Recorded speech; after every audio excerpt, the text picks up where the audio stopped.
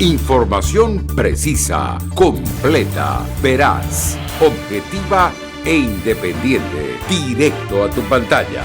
Voz de América en RCR 750.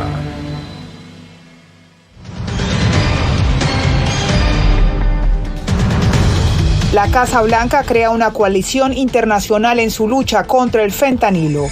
Estados Unidos y Filipinas inician maniobras militares en Asia, mientras China asegura estar lista para luchar por Taiwán. Además, desde Panamá, el secretario de Seguridad Nacional anuncia acuerdo para detener la migración a través de la selva del Darién.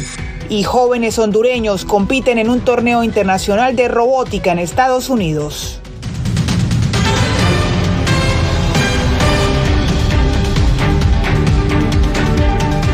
Hola, ¿qué tal? Bienvenidos a una nueva emisión del Mundo al Día. Iniciamos en Washington porque la Casa Blanca anunció que creará una coalición internacional para combatir la producción, el tráfico y las muertes por consumo de fentanilo, un opioide sintético más poderoso que la morfina. Precisamente en la Casa Blanca se encuentra nuestro compañero Jorge Agobián, a quien le preguntamos, Jorge, ¿a qué se debe esta estrategia? Diva Lizeth, hay razones específicas y bastante razonables. Solo en el año 2022 murieron más de 100,000 personas por sobredosis de fentanilo en Estados Unidos, según datos oficiales. Y según el reporte de la DEA, en ese mismo año hubo incautación suficiente de fentanilo como para matar potencialmente a la población estadounidense en toda la totalidad. Eso, por supuesto, llama la atención en lo que la Casa Blanca quiere llevar lo que es una estrategia de salud pública nacional a que sea una prioridad mundial, y para eso ha anunciado su intención de crear esta coalición con ayuda de Naciones Unidas. Específicamente, coordinaremos acciones federales en áreas clave, liderando un esfuerzo global, coordinando con socios internacionales para quebrantar el comercio ilícito de drogas sintéticas, fortaleciendo la coordinación y el intercambio de información entre la inteligencia de Estados Unidos y la aplicación de la ley nacional, y trabajando con el sector privado a nivel mundial para proteger el sistema financiero estadounidense del uso y abuso de los narcotraficantes. Ahora, del dicho al hecho, según un funcionario de la Casa Blanca que respondió a La Voz de América hace tan solo minutos, es en las próximas semanas o meses que nos podrían ofrecer una lista de países con los que Estados Unidos está intentando o busca trabajar en esta coalición. Y cito, mientras construimos una coalición global para abordar este flagelo. Es decir, pareciera que hasta este momento están en la fase de construcción de este grupo de trabajo con otros países para trabajar de manera bilateral y multilateral. Pero sabemos que, por ejemplo, México es un país con el que ha trabajado y sigue trabajando Estados Unidos sobre este tema. De hecho, estas semanas están reunidos aquí en Washington líderes de alto nivel de los dos países para hablar específicamente sobre esta crisis. Y ocurre este anuncio de la Casa Blanca luego de que el presidente mexicano Andrés Manuel López Obrador dijera que su país no produce fentanilo. Luego, esto que contrasta con las cifras oficiales y los datos de la DEA de Estados Unidos, que indican que el fentanilo es producido o sintetizado en México y que es traficado hacia Estados Unidos a través de la frontera. Pero vamos a escuchar parte de las declaraciones del mandatario mexicano. De manifiesto que en México no se produce fentanilo, no se produce la materia prima para el fentanilo. Y si dicen los del gobierno chino que tampoco producen, entonces es interesante saber quién lo está produciendo. Eso sí, el presidente mexicano abogó para trabajar con los países de la región y el mundo para tratar este flagelo. Eso mientras China sí niega que envía suministros químicos a México para la sintetización del fentanilo. Diva Lizeth, vuelvo contigo. Gracias a Jorge Agobián desde la Casa Blanca. Y precisamente la droga sintética decomisada en México es más cara que las drogas tradicionales, lo que evidencia que las organizaciones delictivas han migrado a una mercancía más lucrativa, pero también mortal en el mercado estadounidense. Vicente Calderón nos reporta desde la frontera. El gobierno mexicano reportó recientemente decomisos de drogas en varias ciudades. Con poco más de 2 meses de iniciado el 2023, Baja California registró un incremento significativo comparado con el año anterior. Tenemos decomisado el fentanilo el 70% de lo que se decomisó todo el año pasado. El valor de la droga sintética confiscada en México supera el de las de origen natural, según cifras oficiales. Las drogas sintéticas tienen una tendencia a la alza en su consumo debido a su rápida adicción, un menor esfuerzo de producción y transporte, así como las ganancias son mayores. El narcotráfico está cambiando. Esto ya no se trata únicamente de un problema de drogas. Podemos vivir con un problema de drogas. Esto es un problema de envenenamiento masivo de los ciudadanos de Estados Unidos, y los carteles son los directamente responsables. El fentanilo provocó en 2022 unas 70,000 muertes por sobredosis, y este legislador quiere enviar tropas estadounidenses a México para combatir a los cárteles que lo trafican a Estados Unidos. Jamás permitiremos que violen nuestra soberanía y pisoteen la dignidad de nuestra patria. A pesar de las acusaciones mutuas, funcionarios de ambos países se reunieron este mes buscando mayor cooperación y eficiencia en el combate al fentanilo. Vicente Calderón, Voz de América, Tijuana. El presidente Joe Biden firmó una resolución bipartidista que le puso fin a la emergencia nacional por el COVID-19, 3 años después de su declaración. La Casa Blanca informó que esto no afectará el fin de la emergencia de salud pública prevista para el 11 de mayo. El proyecto de ley para poner fin a la emergencia nacional fue aprobado por el Senado y aprobado también por la Cámara a principios de este año. Continúa la tensión en torno a Taiwán. China asegura estar lista para luchar después de días de ejercicios militares alrededor de la isla, mientras que Estados Unidos inició este martes maniobras militares en esa región junto a Filipinas. Está con nosotros Jacopo Luzzi, que tiene más detalles al respecto. Te escuchamos, Jacopo. Bueno, Diva Lisset, el escenario militar ahora que estamos viendo, según analistas, se cruza con el geopolítico. China flexionó, de hecho, sus músculos en estos días y ha demostrado que puede invadir Taiwán cuando quiera. Una manera para decir a Estados Unidos que no se meta en sus asuntos, porque Taiwán, según Beijing, es parte de China. Sin embargo, Estados Unidos ha dicho ya varias veces que defender Taiwán es obligatorio. Las fuerzas estadounidenses y filipinas lanzaron este martes sus ejercicios de combate más grandes en décadas, en Filipinas y en el disputado Mar de China Meridional, donde Washington ha advertido repetidamente a Beijing sobre sus acciones cada vez más agresivas. La administración Biden fortalece un arco de alianzas para contrarrestar mejor a China, incluso en una posible confrontación sobre Taiwán, que Beijing reclama como propia.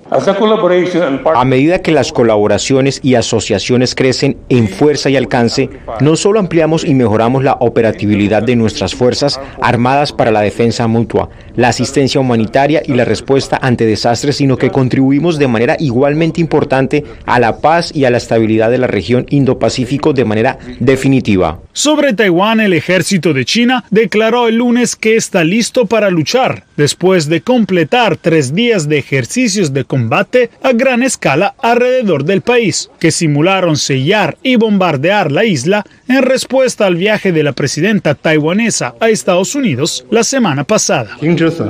Estados Unidos debería dejar de interferir en los asuntos internos de China, dejar de socavar los intereses de China en cualquier forma y dejar de sabotear la base política de las relaciones bilaterales mientras afirma construir barandillas alrededor de los lazos bilaterales. El Pentágono dijo que sigue de cerca lo que sucede en torno a Taiwán e invitó a China a ejercer el máximo control porque la paz está en riesgo. Solo Rusia defendió a Beijing y dijo que tiene el derecho soberano de reaccionar ante las acciones provocativas de Estados Unidos, incluso realizando maniobras. Importante mencionar lo que dijo Francia este martes después del viaje de Emmanuel Macron a China, donde invitó a Europa a no ser vasallos de Estados Unidos, generando así muchas polémicas. Eliseo dijo que Francia no se encuentra en una posición de equidistancia entre China y Estados Unidos. China es un rival sistémico, dijo. Estados Unidos es un aliado y Taiwán tiene que ser tutelado, pero buscando también el diálogo entre las partes. Gracias a nuestro compañero Jacopo Luxi desde los estudios de La Voz de América.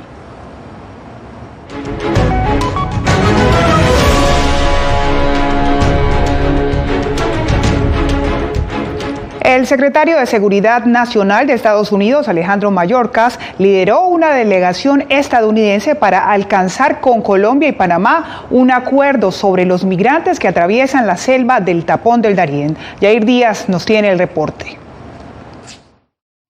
El secretario de Seguridad Nacional de Estados Unidos, Alejandro Mayorkas, viajó a Panamá, donde acordó con las autoridades de ese país y de Colombia un plan migratorio a ampliarse durante los próximos 12 meses.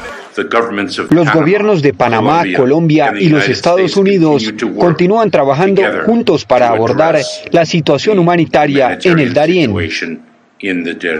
Las redes de tráfico y trata de que promueven el movimiento ilícito de personas y bienes a través del Darién, ya sea por vía terrestre y marítima. Durante el encuentro de 3 horas celebrado en la Cancillería de Panamá, las delegaciones de Estados Unidos, Colombia y Panamá discutieron sobre una campaña de coordinación que aborde la grave situación humanitaria de los migrantes que atraviesan el Tapón del Darién, con la meta de llegar a Estados Unidos.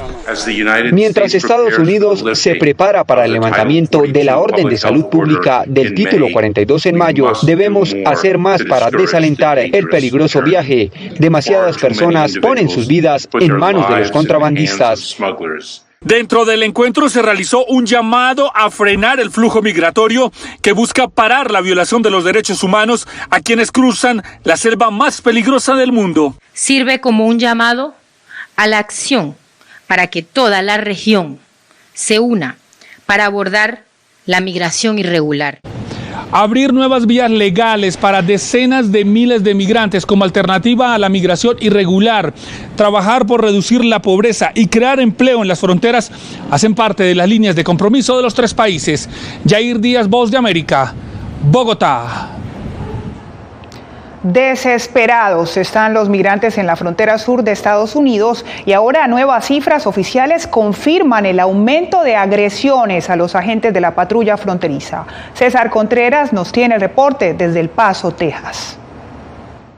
Las interacciones entre migrantes y agentes de la patrulla fronteriza van en aumento y también las agresiones, a pesar de que la mayoría de las personas detenidas en su intento por cruzar Estados Unidos cooperan durante su arresto, otros buscan escapar y hasta lesionar a los patrulleros. Es importante recordarles a esas personas que todas aquellas personas que interfieran o agredan a uno de nuestros oficiales del orden público serán arrestados, serán detenidos y también serán procesados bajo el título 18 USC 111, el cual especifica multas o sanciones económicas y también tiempo de cárcel. Durante el año fiscal que empezó el 1 de octubre, alrededor de 27 agentes han sufrido agresiones físicas o golpes con objetos contundentes, lo que representa un incremento de más del 90% en comparación con el año anterior. Nosotros condenamos drásticamente este tipo de ataques en contra de nuestros agentes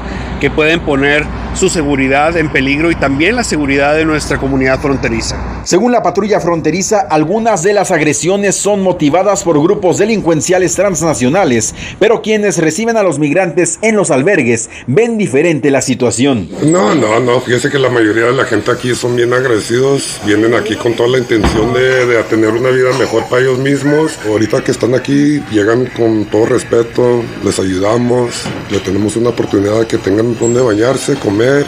En lo que va del año fiscal 2023, la patrulla fronteriza sector El Paso ha registrado más de 224,000 interacciones con migrantes. César Contreras, Voz de América, El Paso, Texas.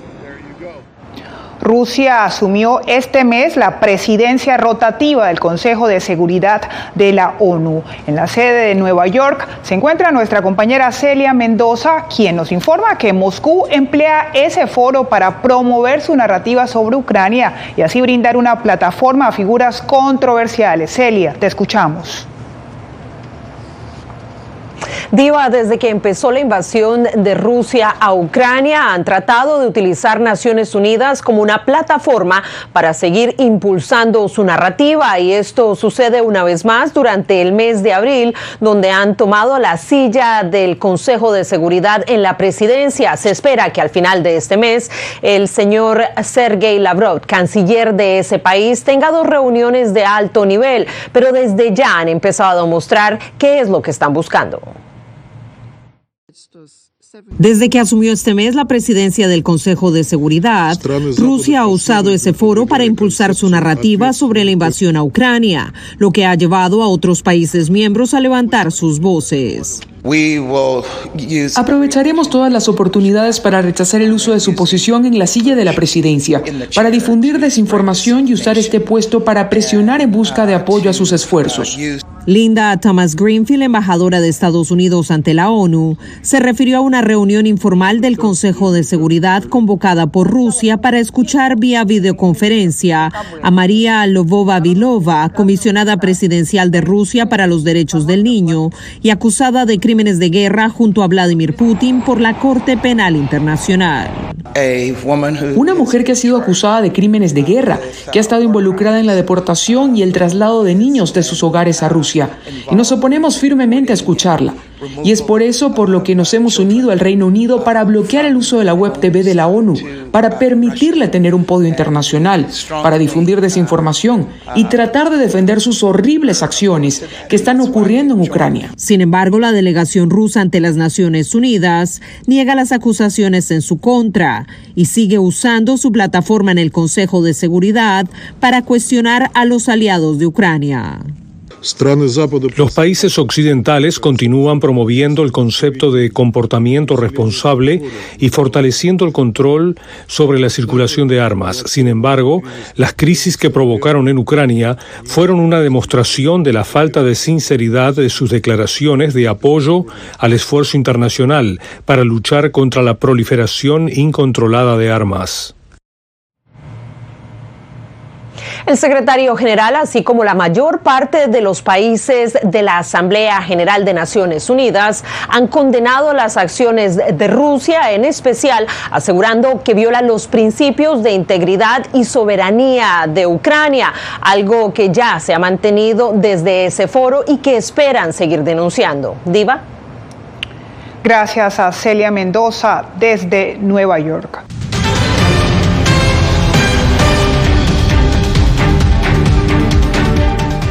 El uso del español en Estados Unidos mantiene la atención de los medios de comunicación. José Pernalete nos muestra cómo en Miami directores de noticias reconocen adaptarse al contenido hispano. Según la Sociedad Interamericana de Prensa, los medios de habla hispana en Estados Unidos son reconocidos como plataformas de fortaleza. De hecho, aseguran que medios angloparlantes se han adaptado a contenidos en español ante la gran demanda. Las poblaciones jóvenes han cambiado los hábitos de consumo de información y para ello están más concentradas en la información digital.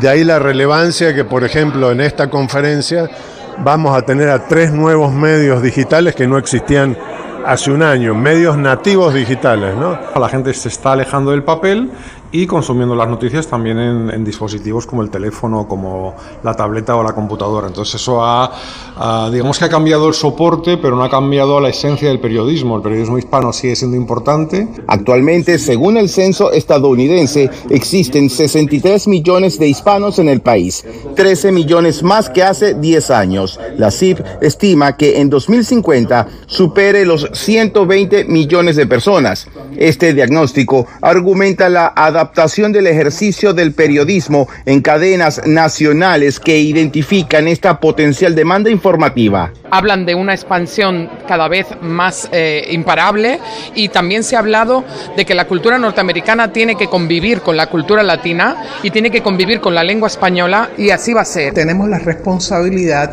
de mantenerlos al tanto de todo lo que ocurre en sus naciones. José Pernalete, Voz de América, Miami.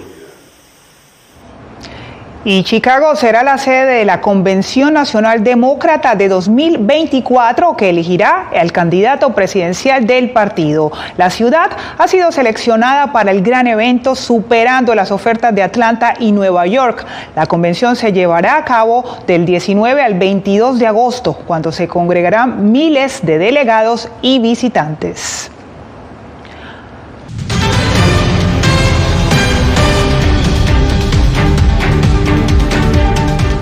En Venezuela, la Fiscalía asegura haber allanado y arrestado a decenas de personas vinculadas a corrupción de altos funcionarios. Sin embargo, Álvaro Algarra nos muestra que actores de la sociedad civil piden atacar la raíz del problema. Diversos actores de la sociedad civil piden a las autoridades venezolanas a dar más detalles sobre los acusados. Una de ellas es la directora de la ONG Transparencia Venezuela. ¿Cómo es posible que el sistema de justicia haya permitido esta barbarie o la Contraloría General de la República? De acuerdo con el último reporte oficial, el número de funcionarios arrestados por su presunta implicación con una trama de corrupción por al menos $3.000 millones asciende a 51, mientras que buscan a otros 16 sospechosos. Como bien sabe el pueblo de Venezuela, la comunidad nacional e internacional hemos estado dando una dura e histórica batalla para enfrentar la corrupción. El abogado Eduardo Torres sostiene que la corrupción afecta al país no solo económicamente.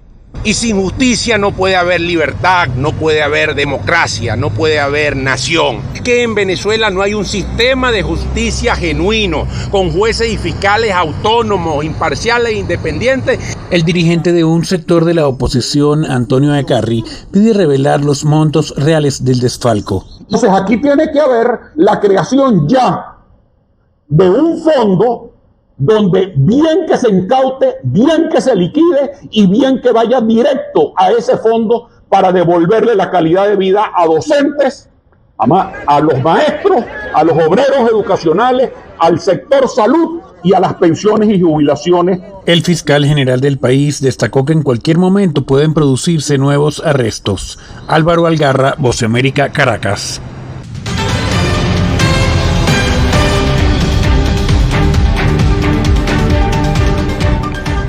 Seis jóvenes representarán a Honduras en una competencia internacional de robótica en Houston. Oscar Ortiz nos cuenta. Con una combinación de talento, pasión, tecnología y matemáticas, 6 jóvenes hondureños representarán a Honduras a nivel internacional en los Estados Unidos, con proyectos energéticos orientados al desarrollo de los hondureños. Los estudiantes, agrupados en el equipo Hawks Mechanics, han ganado el primer lugar en 3 de las últimas 4 ediciones en las Olimpiadas Nacionales de Robótica de Honduras y ahora participarán en la competencia internacional llamada FIRST Championship. El objetivo de esta competencia y el objetivo de buscar una solución innovadora es encontrar un problema en tu comunidad para poder resolver este problema a base de lo que es la temporada, que es acerca de la energía, la distribución, generación y uso de energía limpia en el mundo actual. Para Javier, cada competencia consiste en descubrir e investigar los problemas del mundo para ayudar. Cada competencia se aprende algo nuevo, ya sea en el robot, que cada vez encontramos una cosa nueva que le podemos hacer al robot, otra solución o cómo mejorarlo. En los últimos 5 años, Home Mechanics ha representado a Honduras en varias competencias internacionales y han logrado los primeros lugares en torneos celebrados en Brasil y China. Siempre he querido representar a Honduras porque mis hermanos ya lo han podido hacer, como dije antes. Entonces ya he sentido una gran felicidad cuando pudimos ganar.